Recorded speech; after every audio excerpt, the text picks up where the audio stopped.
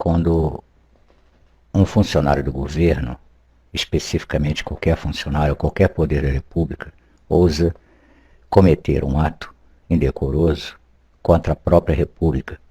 Isso representa, por exemplo, as ações indevidas que o Supremo Tribunal Federal, através de seus atuais ministros, estão tomando, como, por exemplo, invasão de prerrogativa em relação ao Poder Executivo e ao Poder Legislativo, ainda não é um indicador de um crime lesa pátria, embora eles estejam ofendendo a Constituição Federativa do Brasil.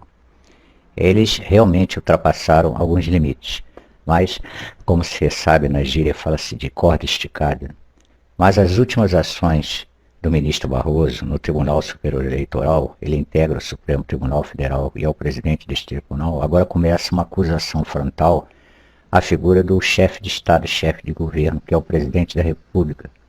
Isso, em hipótese nenhuma, pode ser admitida, porque qualquer ação protocolar contra a presidência da República deve ser efetuada através da Procuradoria-Geral da República, que deve ser provocada, ou seja, dito de outra maneira, o Supremo Tribunal não tem prerrogativa e autoridade para acusar o presidente ou invadir a prerrogativa do presidente, e muito menos instaurar nenhum processo contra o presidente sem o permisso da Procuradoria-Geral da República, que é o órgão encarregado de fiscalizar os atos do Ministério Público Federal em todo o país e, consequentemente, controlar os processos que envolvam contra a República Federativa do Brasil ou atitudes ou ações indevidas de autoridades públicas brasileiras.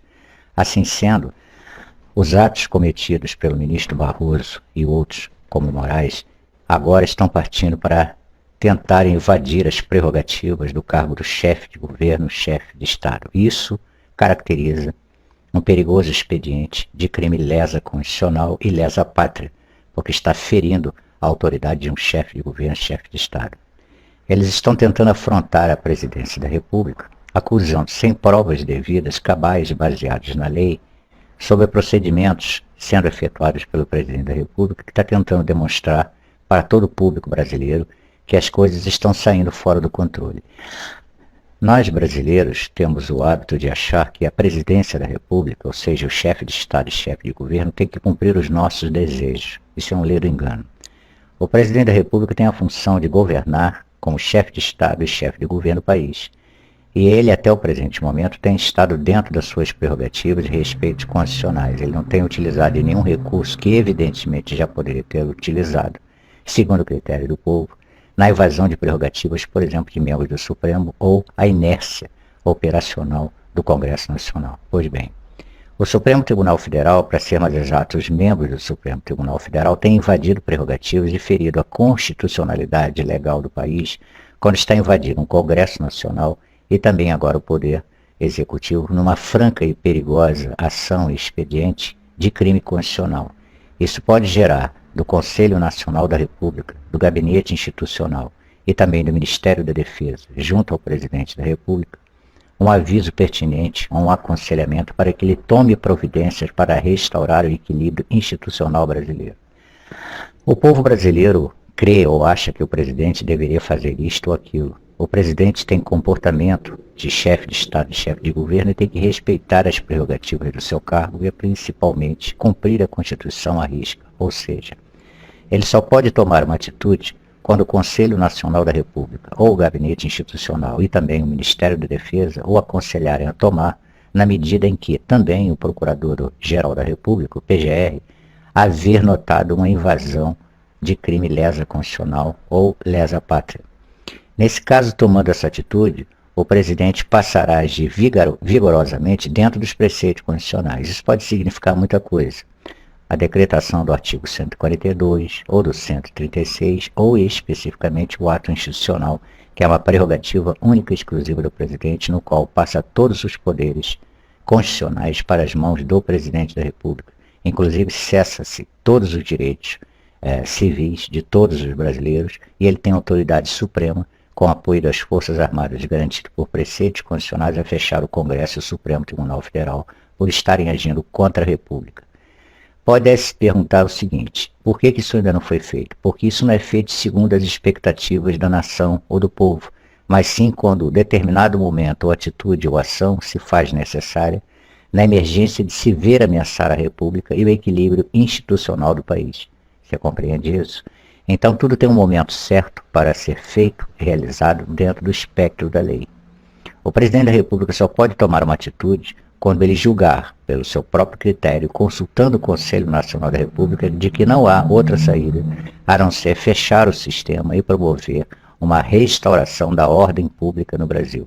As providências seriam a decretação ou do artigo 142, ou mesmo de um ato institucional que é muito mais forte que o artigo 142, a colocação de tropas federais em todos os estados e municípios, no país como um todo, e, eminentemente, a prisão sumária de todos aqueles que, pelo Conselho Nacional da República, Gabinete Institucional, Ministério da Defesa ou com a participação do PGR ou não, decretaram uma intervenção absoluta no Estado brasileiro. Isso representa, no caso do artigo 142, que dependeria de aprovação do Congresso. Caso o Congresso não aprove, aí sim, o presidente poderia lançar mão do expediente da decretação do ato institucional, que é um ato privativo da Presidência da República, na qual todos os poderes constitucionais saem do papel e vão para as mãos do Presidente da República e das Forças Armadas. Com crise institucional instalada a partir da promulgação de um ato institucional, o presidente pode fechar o Supremo Tribunal, fechar o Congresso Nacional, controlar as vias de comunicações em todos os sentidos, cercear direitos civis, promover toque de recolher ativo em todo o país. Então será realmente aquilo que nós chamamos caos institucional, porque o presidente usará da sua força como chefe de governo e chefe de Estado e agora chefe absolutista dos preceitos constitucionais. O que está acontecendo no Brasil é que o Supremo Tribunal Federal, ou seja, os membros do Supremo Tribunal Federal e do Tribunal Superior Eleitoral, estão numa franca campanha, numa picuinha política, em ativismo político, contra a figura do presidente da República, que é o chefe de Estado, chefe de governo. Isso, obviamente, terá que chegar a termo, de um jeito ou de outro. Não temos nenhuma saída emergencial diante desse quadro que vem se formando. E as pessoas ficam cobrando muito do presidente, mas deixa eu lembrar, você me parece um pouco novo, me parece. Né? Na época de 31 de março de 1964, as pessoas pensam que foi só a vontade do presidente. Não foi. Não foi apenas pela manifestação do povo na rua, ou o pedido do Congresso à época, ou da mídia, reunidos num só coro, que pediram a intervenção militar constitucional naquela época, não. O fato é que decorreram 10 anos anteriores, antes daquele desfecho. Veja bem o que eu estou explicando para o senhor. Levou 10 anos antes da promulgação de 31 de março de 1964 na intervenção militar constitucional. Não foi uma coisa da noite para o dia. Nós estamos aí com o Brasil em crise há 2 anos. Isso não quer dizer que vamos esperar 10 anos, porque a crise que está se aprontando ou se estabelecendo no Brasil a partir dessas últimas ações do TSE e do STF apontam para uma sugestiva interferência do Poder Federal Executivo em todos os poderes em breve. É uma questão de tempo. Ou o que deveria ser o ideal, o Supremo Tribunal Federal recua para sua posição e poder e prerrogativa constitucional, tanto quanto o TSE, ou então, se continuarem os ataques e as investidas com tentativa de criminalizar o chefe de governo, chefe de Estado, sem provas contundentes, baseado apenas no achismo, porque é isso que eles estão fazendo, vai obrigar o Conselho Nacional da República, o Gabinete de Segurança Institucional, o Ministério da Defesa e o Presidente da República a decretar uma intervenção militar constitucional do país. Isso será, do ponto de vista prático, muito desastroso, porque isso interfere em muitas coisas, inclusive no plantel econômico do país. Então esperemos que esses senhores, embora não tenhamos essa esperança, ponham a cabeça no lugar e recuem antes que seja tarde demais. Porque uma vez decretado tanto o artigo 142, com a aprovação do Congresso ou recusa do mesmo, que aí estará comprometida a ação do presidente, ele terá que lançar a mão de outro expediente, o ato institucional. Se for promulgado, aí sim o Brasil entrará num momento muito crítico, institucionalmente e legalmente falando. Esperemos, embora eu particularmente não creia, que os ministros do Supremo Tribunal Federal e do Tribunal Superior Eleitoral não vão recuar, porque eles estão no ativismo político patente contra a figura do presidente, o que caracteriza-se como um crime lesa pátria, porque não se pode afrontar o chefe de governo e chefe de Estado. Isso não é possível sem uma ação devida promovida, por exemplo, pela Procuradoria-Geral da República com todas as provas contundentes. Eles estão, em suma, abusando, extrapolando as suas prerrogativas e isso tem um preço. Há um preço a ser pago. Se eles querem pagar para ver, eles vão acabar tendo a resposta que querem, ou seja, uma intervenção federal. E se isso acontecer, aí sim o caldo vai entornar de vez.